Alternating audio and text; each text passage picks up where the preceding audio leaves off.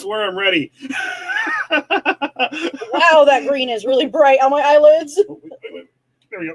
Now it's spooky. Oh my God. There's spoople in here. Hello, everybody. Hi. I'm All just right. sharing real fast. Oh, wait. Hold on. We are not prepared tonight. I'm not going to lie. So here we are with WLFEDB Radio Network. I figured I would mention that because I totally did not set it up properly today. Sorry about that, guys. And tonight we are talking about medieval and Viking torture devices and methods. Yep. That stuff. I'm sorry. I'm still tagging stuff right now. I'm so sorry. Let's see here. So we're going to tag a couple people real fast. If you guys could please share it out, that would be great. Let's see. Tagging friends, tag you, tag, extortion tag, Sid. Let's see here. Audrey, Tom.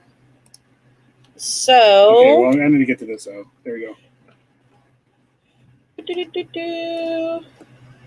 There we go.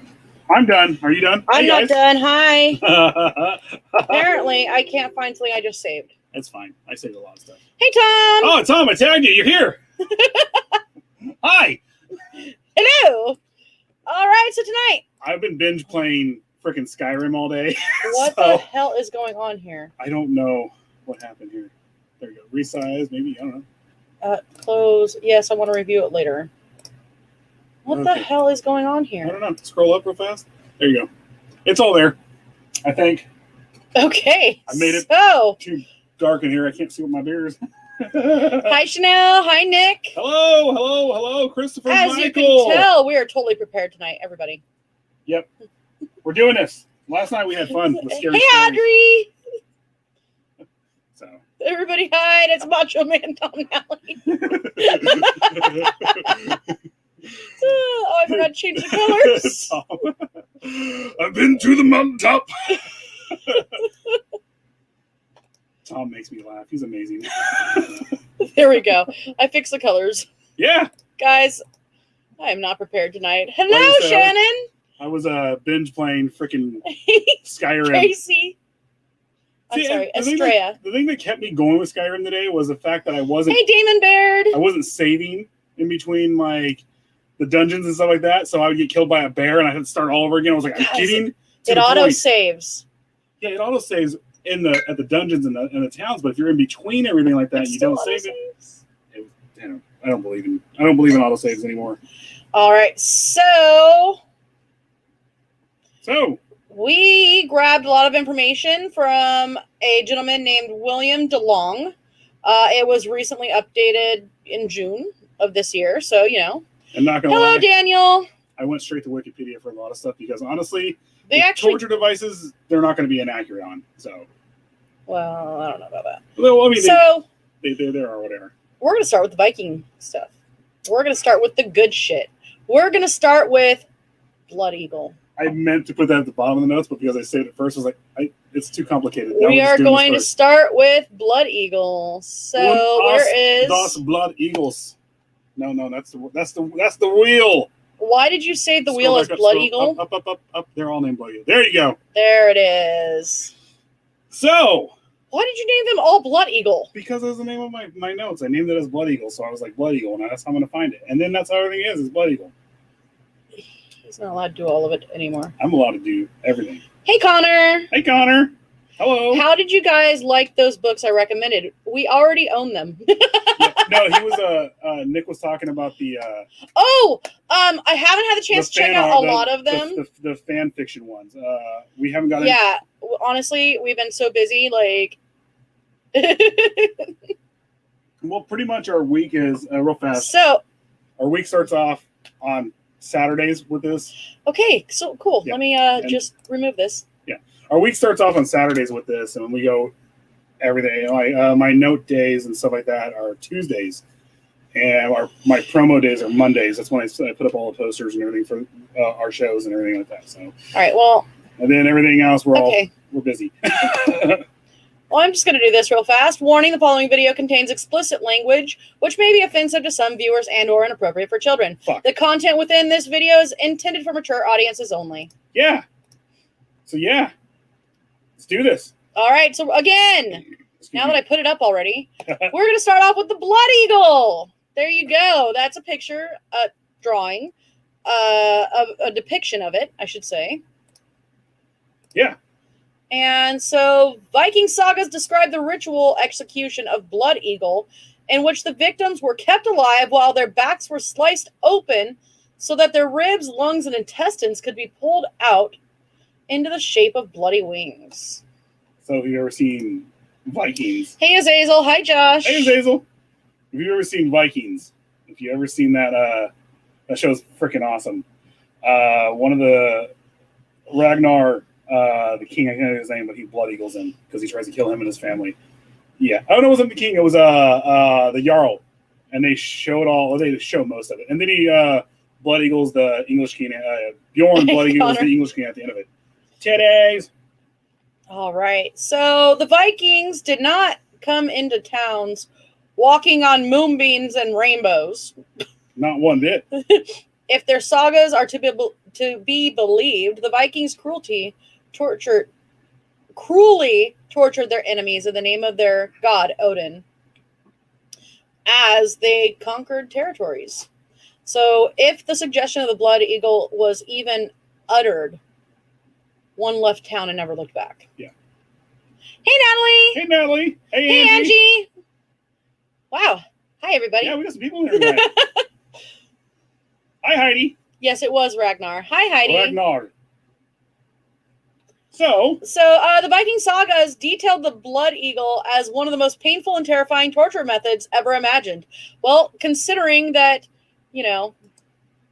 it's literally, we're going to get into the details of it, but it's considering this, it's them hacking in. They flay open your skin, then they hack into each rib, open it up, and then we'll get into more of that. So, there's a lot more to this. So yeah, let me take that picture down. Sorry, that's a good picture. It's a cool picture, right? I didn't draw it, not one bit. Neither did I. Nope. So the story describes how below. So here we go. Earl Einar went to Halfdan and carved Blood Eagle on his back in this wise that he would thrust a sword into his trunk by the backbone and cut all the ribs away from the backbone towards the loins and drew the lungs out. Why is that worded so fucked up? Well, that's actually accurate. I mean, if you're into like barbecuing and stuff like that, like I am. It edited the way that you said it. It edited the way I said it, but it said it. But maybe the loin is up here on this part of your back. Yeah, that's where your ribs and everything are. I know everyone was thinking the loin's not well. I was going to say, they can't see what you're doing, right? I know, but they can see me doing this. Yeah. So, the history of the Blood Eagle executions. One of the earliest accounts of the use of the Blood Eagle is thought to have occurred in 867. It began a few years before when Attila, king of Northumbria, which is present-day North Yorkshire, England, fell victim to a Viking attack. Ela, I should say, killed the Viking leader Ragnar Lothbrok by throwing him into the pit of live snakes. Now, being that we were talking about the show Vikings, it was partially taken from real events. Did you put this one out? No, I did not. Well, I had a cool picture to show you guys of Ragnar and what he looked like, supposedly. Minus his nose. After he cuts the loin, if they put an apple on them, it would be fruit of his loins. Yes! Wait, after he cuts the loins, if they put an apple on them, would that be fruit of his loins? I think so. Yes, it would. Holy crap, we're up to 18. Welcome, everybody. In revenge, Lothbrok's son invaded England in 865. When the Danes captured York, one of Lothbrok's sons, Ivar the Boneless, saw that Ela would be killed. Of course, simply killing him wasn't good enough. Ivar's father, Ragnar, allegedly, met a gruesome fate by the pit of snakes. Ivar the Boneless wanted to make an example out of him and to strike fear in the hearts of his enemies. Thus he committed the damned king to the Blood Eagle. Yeah. Like I said, Capital One Vikings. If you've seen, especially if you've seen the show Vikings, because I'm pretty sure this guy that we got off the internet is taking a lot from that, because this was somewhat the sagas or the stories. He's saying supposedly on some of these. So, I know, supposedly. But every time I read through this, I was like, you know what, this is a good. So here we go. How it worked. Yeah. Modern scholars debate on how the Vikings performed this ritual torture and whether they even performed the gruesome method at all. Yeah. So, yes, you are right. It is supposedly. Yeah. But I like the idea. There's a few people I wouldn't mind doing it too. The start of it, I was like, you know, this is going to actually make for a good idea of what's going on here. Like an image, stuff like that. So, and then here's the stuff. Sorry! Jesus, fuck! Every time I open my goddamn mouth. Mm-hmm. I'll tell you what. Uh-huh. Call JG Wentworth. 877 cash now. All right. All right. So modern scholars debate on how this performed, if it was even performed at all.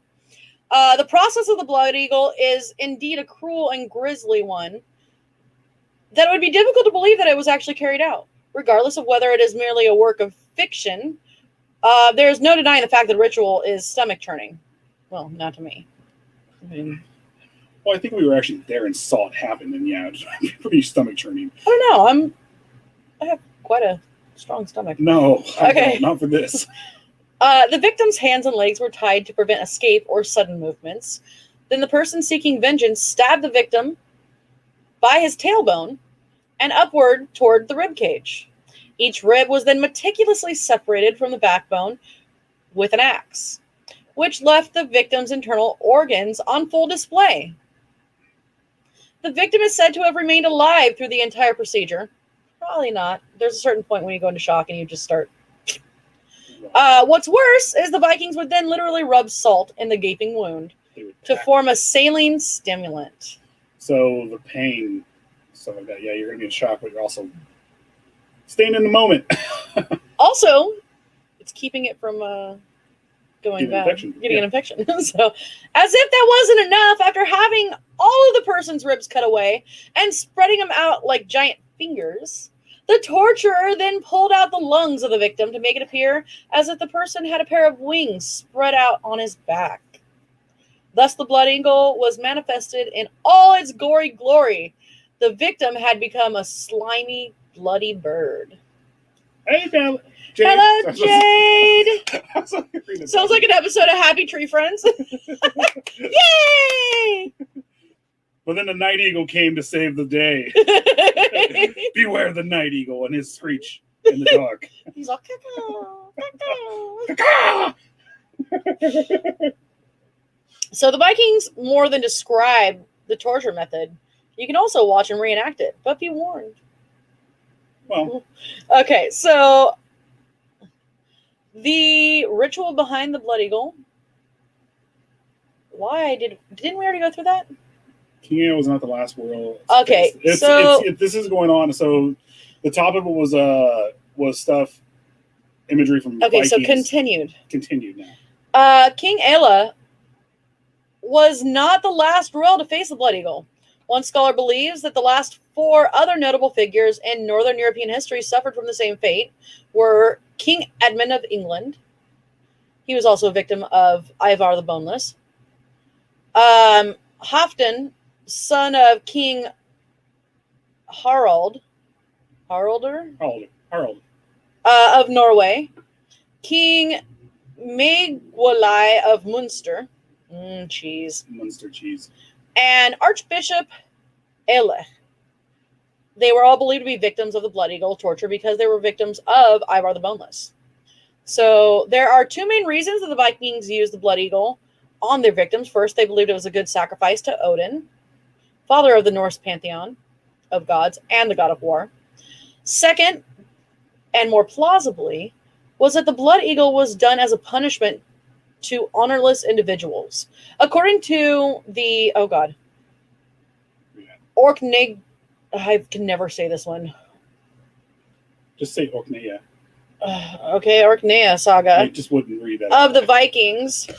Halfdan was defeated in battle at the hand of Earl Einar, who then tortured him with the Blood Eagle as he conquered Halfdan's kingdom. Similarly, Ela was tortured in vengeance. Indeed, even the stories of the Blood Eagle, true or not, would have emptied out any village just by the word uttered. So Vikings could even just make ground there. At the very least, the rumors of such torture would have established the Vikings as fearsome. Yeah, that doesn't fit there. Yeah. And not to be trifled with. So here we go. What are you doing? Oh, well, this is actually our show on WLFEDB. And she will be, there she is. She's right there in the comments. She's modding as well. And yeah. We do things on Sundays as WLFEDB. And then it's broadcast onto Psycho Bunny and Psycho Mantine 13. Mm-hmm. And Sear Studios or Interdine and this or that. Which is since then. Not tonight. Oh, not tonight. Sorry. I thought it was. So, in fact, I am going to do this, though. I was checking comments. You uttered, and I envisioned someone, I say uttered? Somebody getting milked. All right. All right. Someone getting uttered. Let's do this. So, ritual or rumor, victims of the practice died in the 800s and 900s, possibly into the thousands. Written accounts, often embellished and told for entertainment during long winter nights up north, didn't come about until 1100s, 1200s. So the writer of the Viking sagas heard stories and wrote them down. Perhaps they embellished the ferocity of Vikings to make them sound more heroic. I do have that picture saved. So let's look and see. No, you do not. Nope, no, I didn't. Never mind. No, we do not. No, I didn't. We do not have that picture. Nope. Let me get that right there. Okay. All right, so I'm not going to put that. However, there may be merit to the Blood Eagle story. The poets who wrote them down were very specific in the method used. Surely someone actually tried this torture method because of the gory details that someone described. One Danish historian, Saxo Grammaticus. Yeah. The first grammar Nazi ever. How dare you, sir, not use the proper punctuation? Relays the ritual as merely the means of carving an eagle into the victim's back, and other details were added later, combined in inventive sequences designed for maximum horror. Either the blood eagle was an actual thing or it was a propaganda tool. Either way, it was terrifying. So, other Viking torture methods are not milking people. Tom? I don't know. I don't know. Vikings, they drink a lot of mead. They got pretty fucked up sometimes, you know. Did some fucked up shit. Oh, man, hold on. Uh-oh, what's going on here? Well, I needed to share for somebody so that they could join on. Oh, I thought I shared already. Did you share it to my page? Yes, I tagged you in it. Okay. So, give me a second, guys. So if you want to continue from the Vikings employed method. The idea of other Viking torture methods. The Vikings employed other torture methods aside from the blood eagle. One was known as hung meat, which was just as nasty as it sounds. Vikings pierced the heels of victims, threaded ropes through the holes, and then strung them upside down. Not only was piercing the heels horrendously painful, but the blood ran down to their hearts, as in outside and inside too. So, yeah. The Fatal Walk, where was that? The Fatal Walk was known. The Fatal Walk was another gruesome testament to torture. A victim's abdomen was sliced open and a bit of intestines was pulled out. Oh, I know this one. Hey, my God. Hey, Sid. Then, do you want me to take over? Then the torturer held the victim's intestines as the victim walked around to a tree. Eventually, the entirety of the victim's intestines tract would wrap around the tree. Keep Whether in it mind, was that's about 6 feet. Yeah. Whether it was a blood eagle hung meat or fatal walk, the Vikings knew how to make examples of their enemies. So, to go back on the blood eagle. Oh no, I want to talk about the hung meat and the fatal walk a little bit We can more. talk about a couple things here, but I wanted to touch base on the blood eagle. So, more than likely, it was just propaganda. They talk about it being a mark onto people who dishonor themselves and dishonor other people. So more than likely, it was kind of like the Crimson A order that they gave adulterers and stuff like that. The Scarlet Letter. The Scarlet Letter. There you go. The Crimson Nathaniel A. Hawthorne. No, but they did that on the side of their cheeks and all this other stuff. So the blood eagle itself was probably more like that. But then, being at the time that it is, people believed a lot of stuff, a lot of stuff. So, and then the fatal walk. Dear God, that's a gruesome. I don't know if you guys have ever seen The Cube. I know they don't do the fatal walk in there, but Vince Vaughn, when he's inside the dream of what's his face from Full Metal Jacket, Lenny, or whatever his name is, and he cuts out a piece of his intestines and puts it on a crank. And in his dream, he's cranking the intestines over and over and over again. It's roughly the same thing. It's freaking brutal. You are not going to die right away from that in any way, shape, or form. I really wish I knew what each of these were, babe. So this is the rack. I get that. What's this? I don't click on it. Let's do this. There you go. Oh, we're talking about Christian. The Brazen Bull. Yeah. That's the Brazen Bull. That's what that one was too. So. Yep, all right. That's the rack. Well, I was hoping that we had a picture of. I couldn't find a picture of the fatal walk. The fatal walk. So the fatal walk is pretty brutal. Yeah. The cell, by the way. The cell. Sorry, the cell, not the cube. Oh, the cube. The cube. The square. The square. It's the Netflix version of it. I was gonna say it's the Dollar Tree version. The Dollar Tree DVD, then. Yeah. So. All right, so now we're going into medieval torture devices. Iron Maiden, no way. So we can bring it. Here you go. There's the Iron Maiden, and that is a real torture device that is brutal because you couldn't just try to shrink down and get away from it. Yeah. You had no choice but to stand there, and then you'd get exhausted and you'd end up against the spikes. Well, movie Sleepy Hollow. That's how. Yeah. What's his face's mother died. Yeah. So because she was a witch. Johnny Depp. No, I know Johnny Depp. It was Ichabod Crane. Ichabod Crane. There you go. His mother in the movie at least died that way. Right. Everything else is just a short story. So. Tom's all, you had to know that I'd know it. It's a movie, and my mind is packed with them. So the Iron Maiden is a torture device consisting of an iron cabinet with a hinged front and spike-covered interior, sufficiently tall to enclose a human being. The first stories citing the Iron Maiden were composed in the 19th century, and the use of Iron Maidens is a myth. What? Was supposed to be a myth that was heightened by belief that people in the Middle Ages were uncivilized. They kind of were.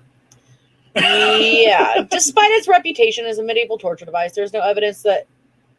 Where did you get this information? This one came from Wikipedia. Oh, Jesus Christ. I know. Great. They fucked up. Let's see. There are, however, ancient reports of the Spartans using a similar device around 200 BC. For extortion or murder, Abbasid Vizier is said to have created a wooden oven-like chest that had iron spikes for torture, and which, ironically, he would use during his own imprisonment. They would use during his own imprisonment and execution in 847. The modern device, known in German as the Eiserne Jungfrau, Iron Maiden, looked very similar to an Egyptian mummy sarcophagus. Wolfgang Schild, I know how to say it, a professor of criminal law and criminal law history and philosophy of law at Bielefeld University. I thought Biblioteca. Biblioteca has argued that punitive Iron Maidens were pieced together from artifacts found in museums to create spectacular objects intended for exhibition. Several 19th century Iron Maidens are on display in museums around the world, including the San Diego Museum of Man and the Meiji University Museum, and several torture museums in Europe. 19th century Iron Maidens may have been constructed as probable misinterpretation of medieval Schandmantel, which was made of wood and metal but without spikes. Inspiration for the Iron Maiden may have come from a Carthaginian execution of Marcus Atilius Regulus, as recorded by Tertullian's To the Martyrs, and Augustine of Hippos, the City of God, in which the Carthaginians, packed him into a tight wooden box spiked with sharp nails on all sides so that he could not lean in any direction without being pierced. Yep. Or from Polybius's account of Nabis of Sparta's deadly statue of his wife, the iron apaga, earliest form of the device. So they said at the beginning that it was probably not real, and then they're naming all the real ones. The notes were weird. It's not that they weren't real. It's that they're saying how they look in museums. The ones on display are more than likely fabricated. Fake. Yeah, they just put them together for shock value to get people to come there and look at them. Whereas the ones in, I guess we say antiquity. This is Sparta! Basically, were wooden boxes with metal spikes in there, and they didn't just close on you. You weren't able to move in there. You had to stand up the entire time, and you had to be awake. So, yeah. It wasn't exactly a device used to kill, as it was just a device used to torture. Although they did say that it was utilized in the execution of the man who created it. Yeah. So maybe it was. Maybe. So the Iron Maiden of Nuremberg, the most famous of Iron Maidens that popularized the design that is of Nuremberg, first displayed possibly as far back as 1802. The original was lost in the Allied bombing of Nuremberg in 1945. A copy from the Royal Castle of Nuremberg, crafted for public display, was sold through J. Eichenhauser of London to Earl of Shrewsbury in 1890, along with other torture devices, and after being displayed at the World's Columbian Exposition in Chicago in 1893, was taken on an American tour. This copy was auctioned in the early 1960s, and is now on display at the Medieval Crime Museum in Rothenburg ob der Tauber. Sure. Rothenburg Oktober. So, you want to read the culture influences, or do you want to go on? Or should we take a break? Run to the hills. That's actually what we're getting to. We're going to take a break with that. We are going to put some stuff up. Hooray. So we are on WLFEDB tonight, which I totally keep losing that from showing pictures. And let me show you a couple of the people or the other shows that are on.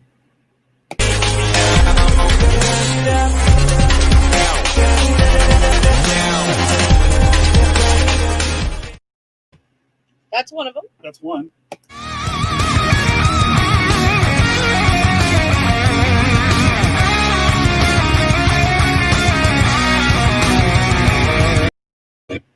That's two. All right, and let me see. Where did my talk with Teddy go? I think it was up there. Is it that one? Oh, you know what? Check out Teddy's books.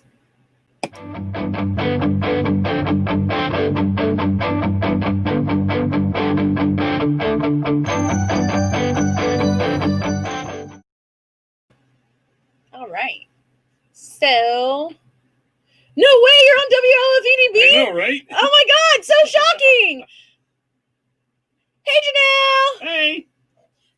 so far what you've missed is Blood Eagle and the Iron Maiden, but we're still in Iron Maiden. Yeah. So. Tom has both those books. Cultural. Awesome. Heck yeah. All right. So cultural influence of Iron Maiden. The British heavy metal band Iron Maiden was named after the torture device, of course. Big book of British metal. And Iron Maiden is featured in the Bram Stoker short story The Squaw, set in Nuremberg, in the Nuremberg Castle, actually. Iron Maiden was the nickname given to a research centrifuge gondola designed for submerging a human body in water to counteract the effects of high G acceleration at the Avian Medical Acceleration Laboratory of Johnsonville. Yeah. Naval Air Development Center. Of the Johnsonville Naval Air Development Center. It cut off weird. In 1958, researcher R. Flanagan Gray survived experiencing 31.25 Gs for 5 seconds using the Avian Medical Acceleration Laboratory Iron Maiden. Jesus Christ. Wouldn't your bones soon turn to liquid or something like that with the G-force? Guess because it was underwater, it didn't. Holy fuck. A makeshift Iron Maiden, nicknamed the Chokey, appears in Roald Dahl's Matilda, owned by the headmistress, Mrs. Trunchbull. If you guys remember that movie, I love that movie growing up. Used on her students as a method of correction. It is constructed much like the Carthaginian. Whatever. I said it right the other day, or earlier. Example above, being non-injurious to health unless one leans for rest. The torture in this case comes from the students being forced by the Chokey to stand erect for long periods of time. Hey, Sykes! Hey, Sykes! And I am going to read this. Woe to you, O earth and sea, for the devil sends the beast with wrath because he knows the time is short. Let him who hath understanding reckon the number of the beast, for it is a human number. Its number is 666. Are we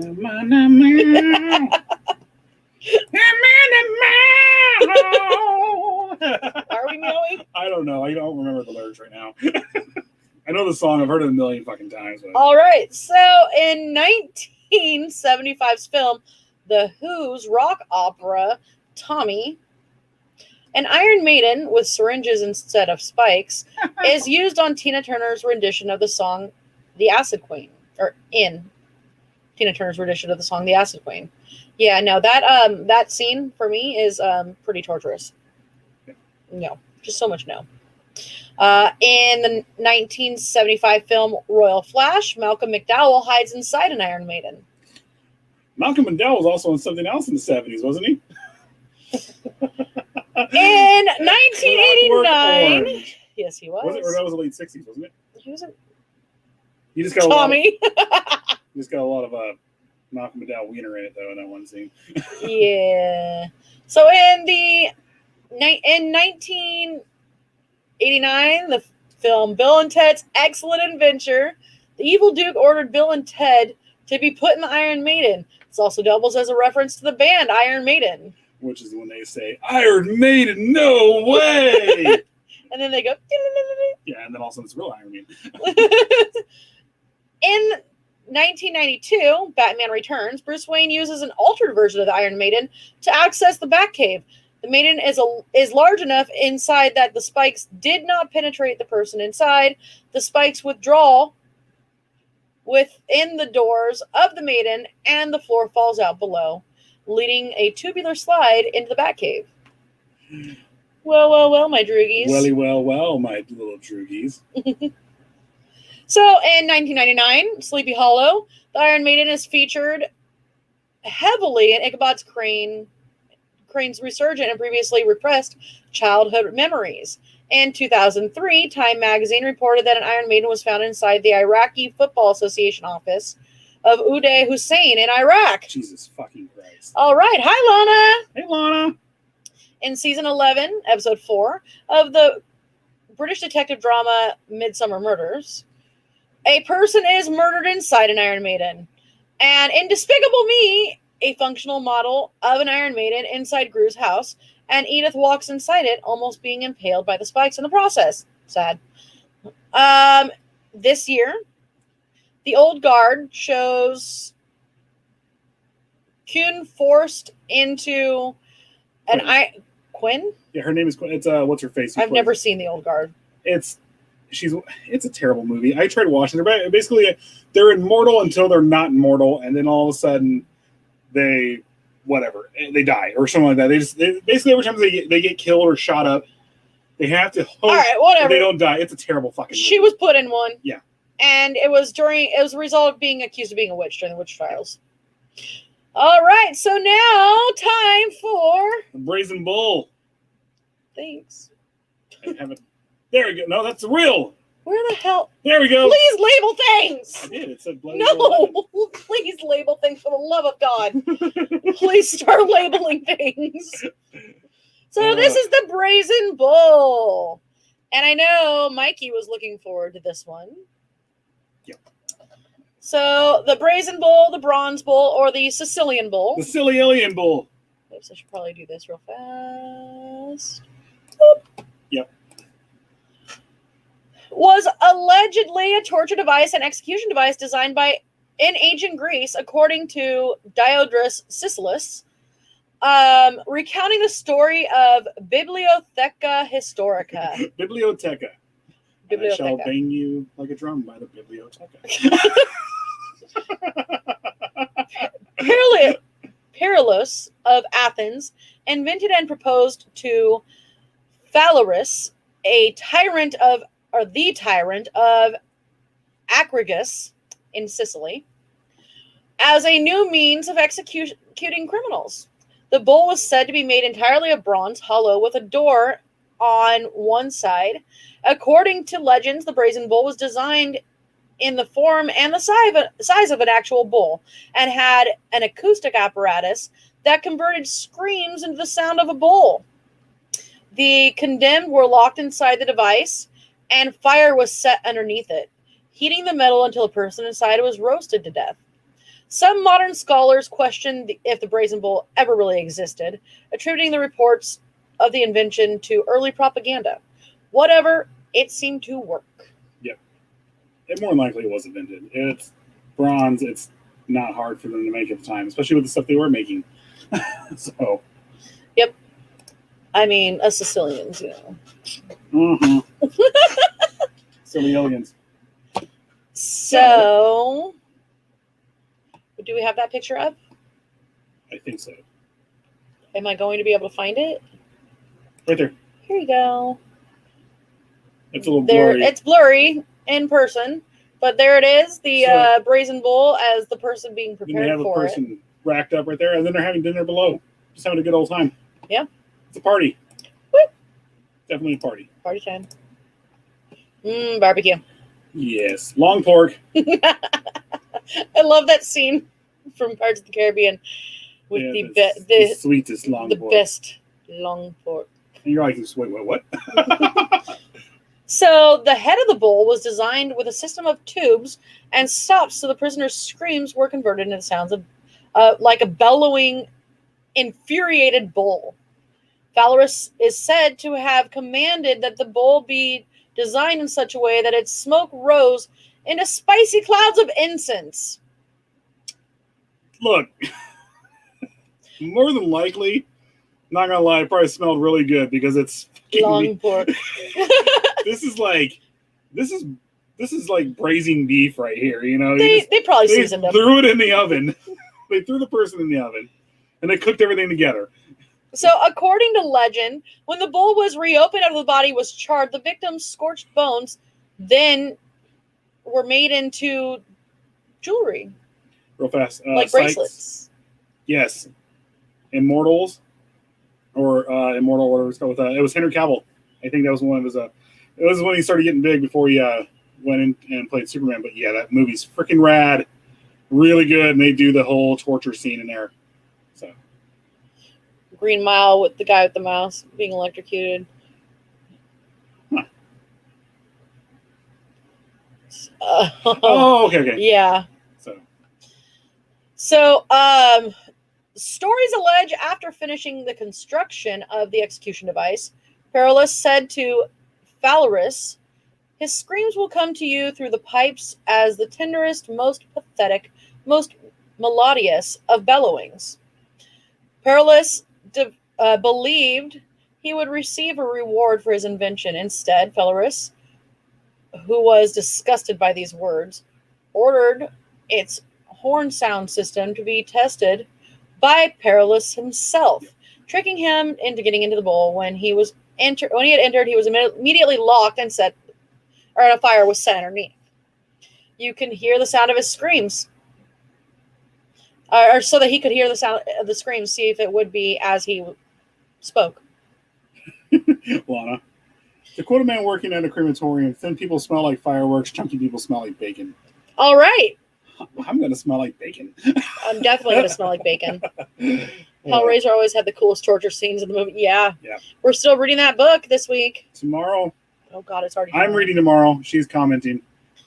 I'm going to see if I could distract him like he does me. I have cat-like focus, I think. No, I don't know. You kind of don't. Hey, squirrel. All right. So, back into this. We got a couple more to go. After freeing him from the bowl, Phalaris is then said to have taken Perillus to the top of the hill and thrown him off, killing him. Because I would have too. Fuck that guy. Phalaris himself is claimed to have been killed in the Brazen Bull when he was overthrown by Telemachus, the ancestor of Theron. Telemachus! I said it. Hi, Sharon. Hey, Sharon. How are you? So Pindar, who lived less than a century afterwards, expressly associates the instrument of torture with the name of the tyrant Phalaris. So we're going into the Roman persecution of Christians. I don't know why I put that there. You know what? We might as well say it. I think it had to do with. So here you go. This is the Roman persecution. This is a depiction, obviously, of the Roman persecution of Christians. So let's do this. I was pretty drunk when I took these notes. Yeah, let's just do this. So Romans were reputed to have used the torture devices to kill some Christians, notably Saint Eustace, who, according to Christian tradition, was roasted in a brazen bull with his wife and children by Emperor Hadrian. The same happened to Saint Antipas, Bishop of Pergamon, during the persecutions of Emperor Domitian. The first martyr in Asia Minor, who was roasted to death by a brazen bull in 92 CE. The device is claimed to have still been in use 2 centuries later, when another Christian, Pelagia of Tarsus, is said to have been burnt in 287 CE by Emperor Diocletian. All right. The Catholic Church discounts the story of St. Eustace's martyrdom as completely false, for the record. So the picture that I showed you is actually supposed to be the martyrdom of St. Eustace. And behind the main altar apparently this is behind the main altar at the Church of St. Eustachio, Rome. This painting follows the narrative in the Golden Legend. For refusing to sacrifice to the gods, St. Eustace and his wife and sons are to be executed in the brazen bull, is what it says. All right. Now so, on to the rack. I was just going to make one more note. According to the Chronica Caesar Augustana, why can I say some of these long words and not some of the other ones? I don't know. Burdinellus, a Roman usurper, was roasted in a brazen bull by King Arlic II in 497. You can Arlic my balls. And Thomas spent the last 10 minutes cleaning up pistachios off the floor. Oh, wow. And Sykes, if you're in the brazen bowl, it's more torture if you fart after it you blows up, smoosh. I'm sorry, that was great. Actually, good one. Honestly, like if you think about it, though, you're not going to live too long in the brazen bowl. You're not. It's gonna. You'll suffocate. Do you remember the movie Waxworks and the woman who loved to be beaten? Eaten. I think it's supposed. Maybe it was eaten. It says what? Yeah. Well. So. All right. So now on to the rack. The rack. Let's see if I can find it. I didn't put it up here. Shit. Apparently, we didn't put it up here. Son of a bitch. I'm sorry. I fucked up. Can you please label things next time? Yeah, I did. It's Blood Eagle. No, not as Blood Eagle. Okay, for the record, guys, all my pictures say Blood Eagle. Blood Eagle, Blood Eagle 4, Blood Eagle 3, Blood Eagle 2, Blood Eagle 5, Blood Eagle 6, I'm just saying, Blood Eagle 12, Blood Eagle 10, Blood Eagle 11, Blood Eagle 9. If you knew my system. I love a good rack. rack, shitty chick. Yeah, So no, that is not a good system. The rack is a torture device. Yes. Torture rack redirects here. Okay. Apparently. The rack is a torture device consisting of a rectangular, usually wooden frame, slightly raised from the ground with a roller at one or both ends. The victim's ankles are fastened to one roller and wrists are chained to the other.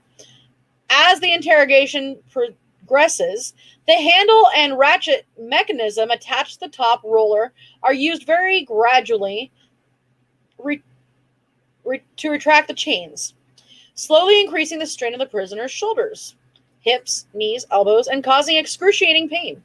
By means of pulleys and levers, this roller could be rotated on its own axis, thus straining the ropes until the sufferer's joints were dislocated and eventually separated. Additionally, the muscle fibers are stretched excessively and they lose their ability to contract, rendering them ineffective. This is very much a real one. Chanel. No, it was beaten, not eaten. She was aroused by spanking and stuff. Isn't that most women nowadays? So one gruesome aspect of being stretched too far on the rack is the loud popping noises made by snapping cartilage, ligaments, and bones. You know what? Not going to lie, though. There's going to be a second there when everything pops really nice, though. You're like, oh God. My back's realigned. And then like a second later, like, oh God, my back's out of alignment and everything's just torn apart. So if you guys have seen Saw, I mean, it's not really the rack, but like... There's one that's kind of like the rack where they have the pendulum kind of coming down. I saw the first one. Yeah, I've seen all of them. I've seen the first one with Carrie Elwes. That's the only one I liked. Everything else, all of them were junk. I liked them all. Carrie Elwes was the awesome one because I don't know. There's sawed him. So they just ran with it. You know, it's like Nightmare on Elm Street, right? You run with Nightmare on Elm Street because they had something that worked. It was cool. Saw. I like when it got hokey. Should have stopped with the first one. The first one was hokey. Number 3 was great. Yeah. I liked number 3. So this guy, if you haven't seen it, is strapped into this. Donnie Wahlberg is the third one. I'm not talking about Wahlberg. But he's okay. If you haven't seen it, I've seen him. You said you didn't see it. Oh no, I've seen them. Anyway, so a guy had hit and killed a kid while drunk driving, and he got very little time, if any, for it. And he was strapped into this device that had his arms like this, his head in a device, his ankles in the device, and it would gradually start twisting. And it would twist, and you'd hear the snap of the bone. And the final one was his head turning all the way around. They're like, you're definitely possessed now. Yes, the Rack and the Saw franchise is the most brutal. And he had the option to try to save the guy, and the key was attached to a shotgun. Sykes is drinking a bottle of rum. Nice. Good for you, Sykes. The Dread Pirate Roberts.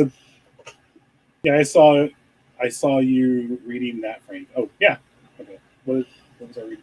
Oh, my milkshake brings all the boys to the yard. I was thinking my milkshake brings all the boys to the rack. All right. La, la, la. I'm not torture, la, la, la, la, la. I went the wrong way with that. Let's do this. All right, so early use. The rack was first used in antiquity. It's unclear exactly from which civilization it originated, though some of the earliest examples are from Greece. The Greeks may have first used the rack as a means of torturing slaves and non-citizens, and later in special cases, as in 356 BC, when it was applied to gain a confession from Herostratus, who was later executed for burning down the temple of Artemis at Ephesus. One of the seven wonders of the ancient world, Arrian's Anabasis of Alexander, states that Alexander the Great had the pages who conspired in his assassination and their mentor, in his court historian Callisthenes.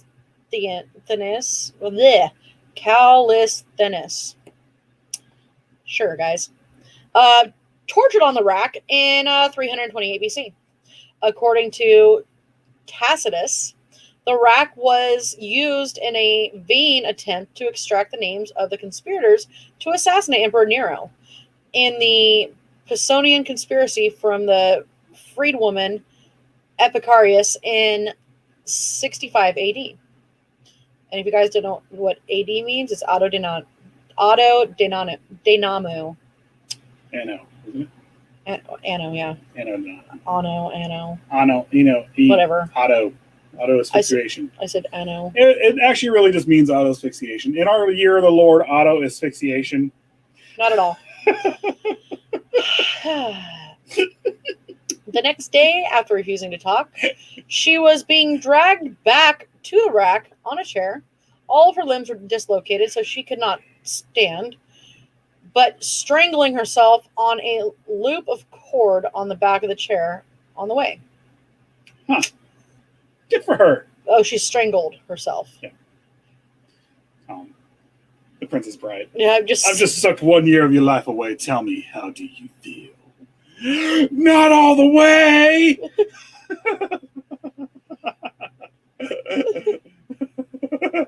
The rack was also used on early Christians such as St. Vincent, 304 AD, and mentioned by the church fathers Tertullian and St. Jerome in 420 AD.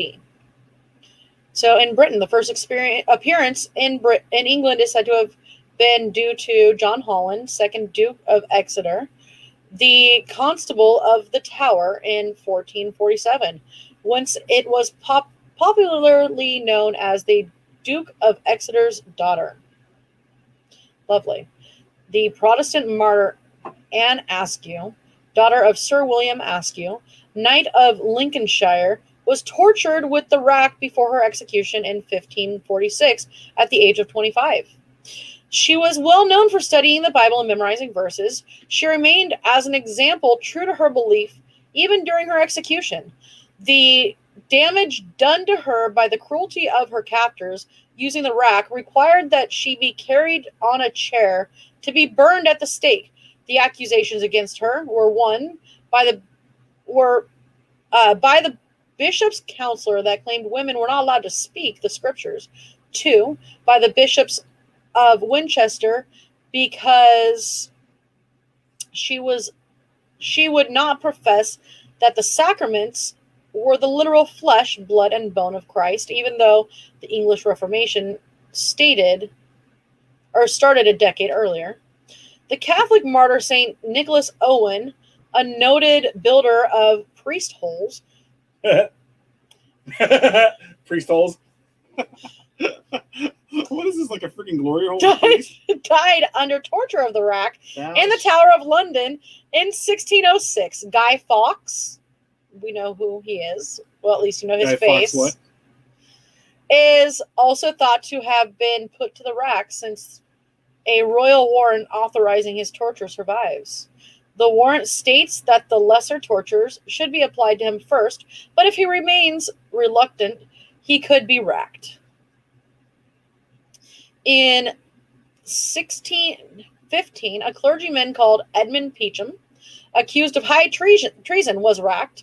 In 1628, the question of his legality was raised by a proposal in the Privy Council to rack John Felton, the assassin of the Duke of Buckingham.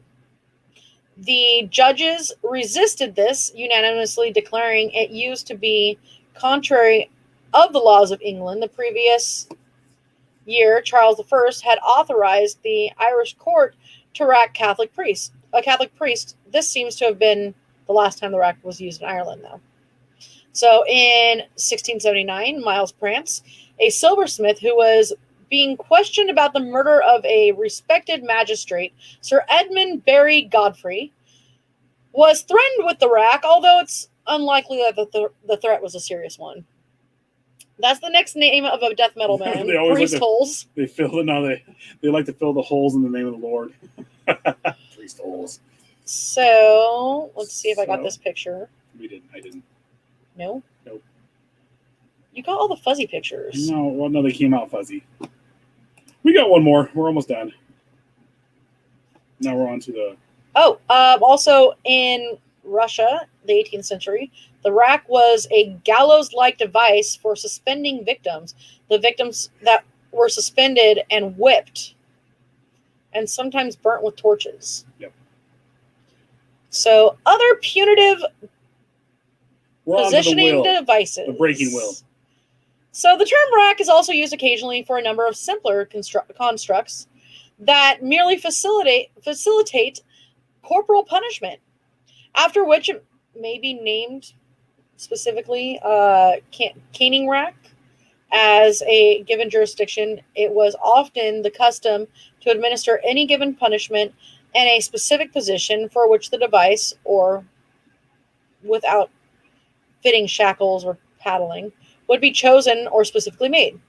Several devices similar to in principle to the rack have been used through the ages. One of these was the wooden horse, the device used to torture prisoners during the Roman Empire by stretching them on top of a tall wooden frame until the shoulders were dislocated, following a violent drop into a hanging position and being beaten. Yeah. And another variant used primarily in ancient times, the victim's feet were affixed to the ground and his or her hands were chained to a wheel. When the wheel was turned, the person was stretched in a manner similar to the rack. The Austrian ladder was basically a more vertically oriented rack. And as part of the torture, the victims were usually burned under the arms with the candles. What the fuck? With candles. That's a fucking torture. Here you go. There's a picture of the ladder as well as the wheel. Now we are on to the breaking wheel, which is the last one. Looking for some... Dear God, guys.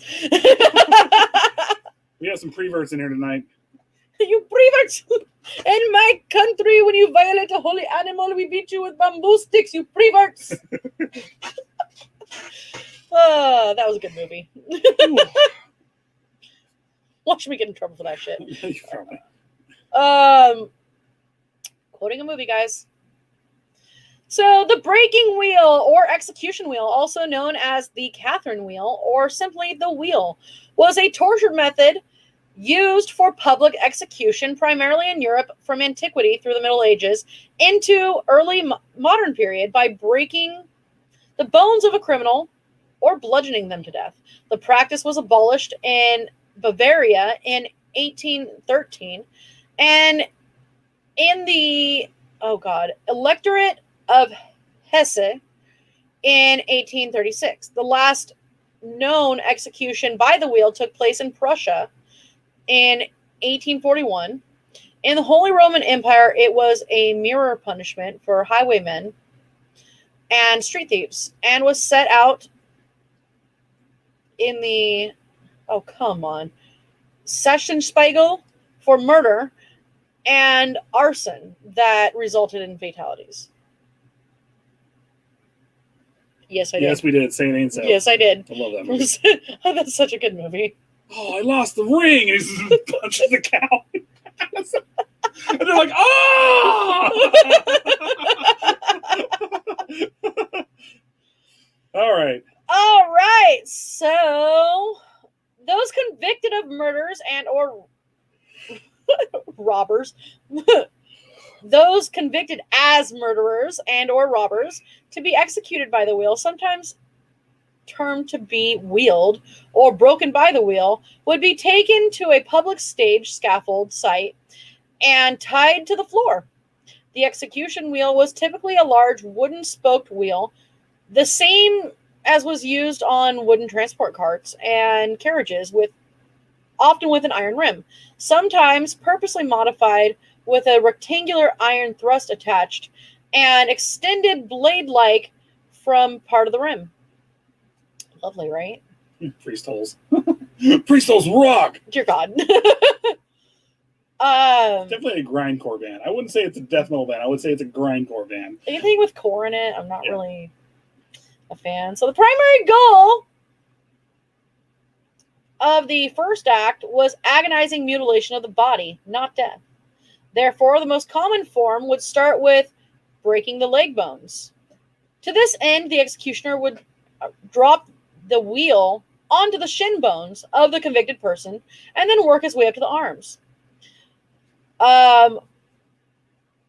Here, rhythm and number of beatings were prescribed in each case, sometimes as the number of spokes on the wheel, and to increase its effect, often sharp-edged timbers were placed under the convict's joint.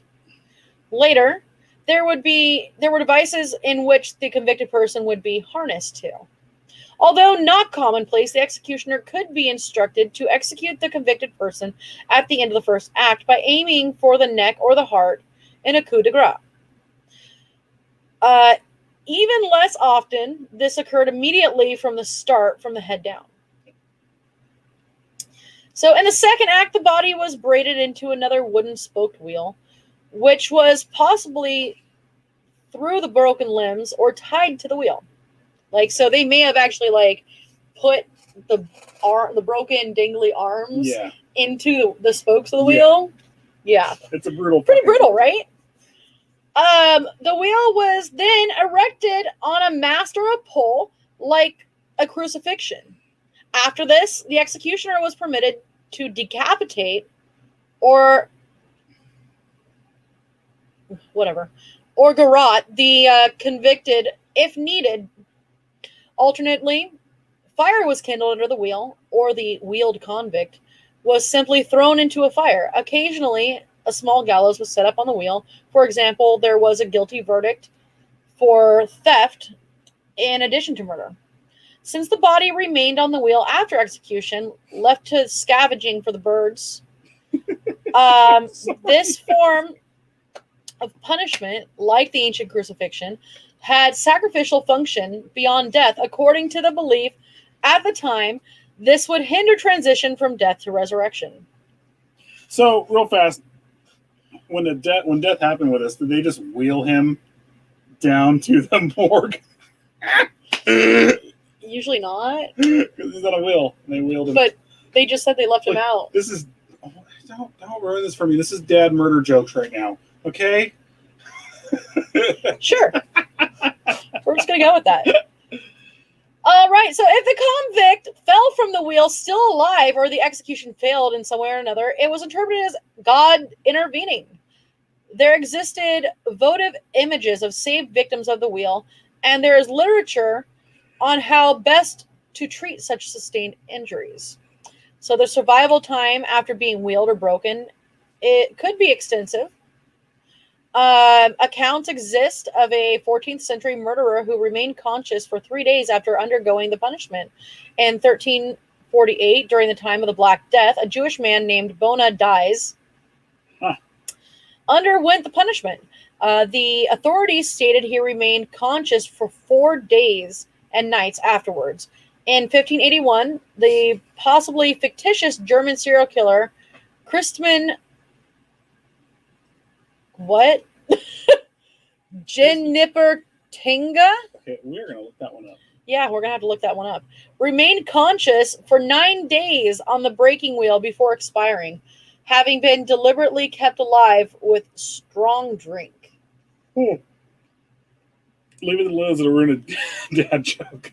Dad jokes time. Tom. I see how you are. All right, we're actually done. So, alternatively, condemned were spread eagled and broken on a cell tire. It's a cross consisting of 2 wooden beams nailed in an X shape, after which the victim's mangled body might be displayed on the wheel. I want to also make note that the image of the cross that we know, like the cross, is more likely to have actually looked like an X than a T.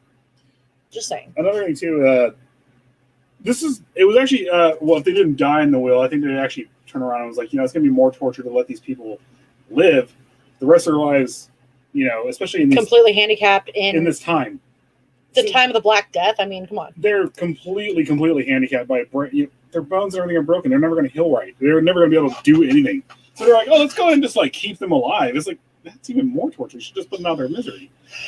But they don't want to put them out of their misery. Exactly. So. See how funny Tom can be when he's not fully drunk? I don't know. Tom's pretty funny when he's fully drunk. He makes me laugh. Takes headers into his computer and stuff, breaks his laptop.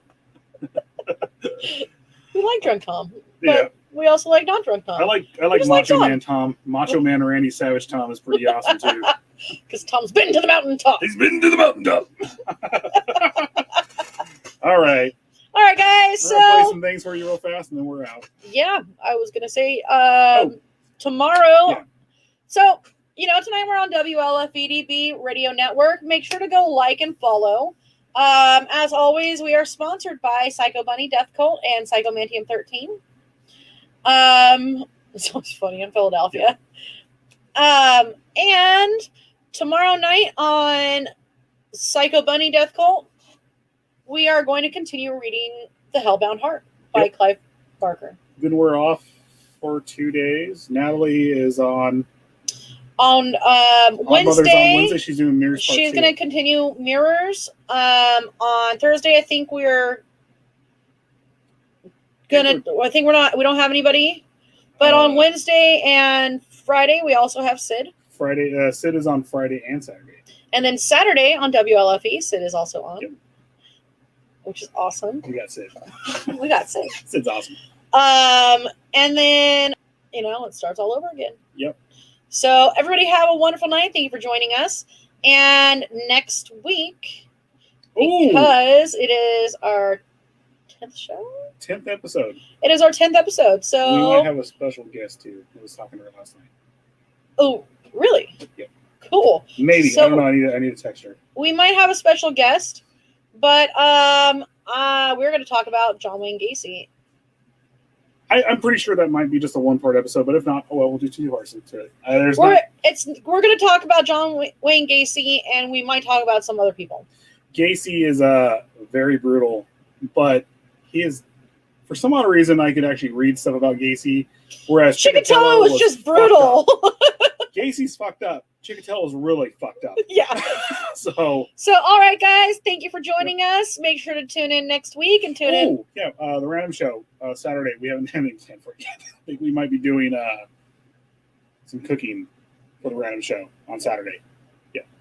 Okay. Yeah. Yeah. Sure. That's not what I thought we had planned, but whatever. We have stuff planned. We'll figure it. No, we don't. Yeah, you're right. Sorry, I had a blank. I blanked out for a second. I don't even know what I'm doing right now. So I don't know what's going on. Playing some stuff and we're out. Okay. Have a wonderful night, guys. Let's do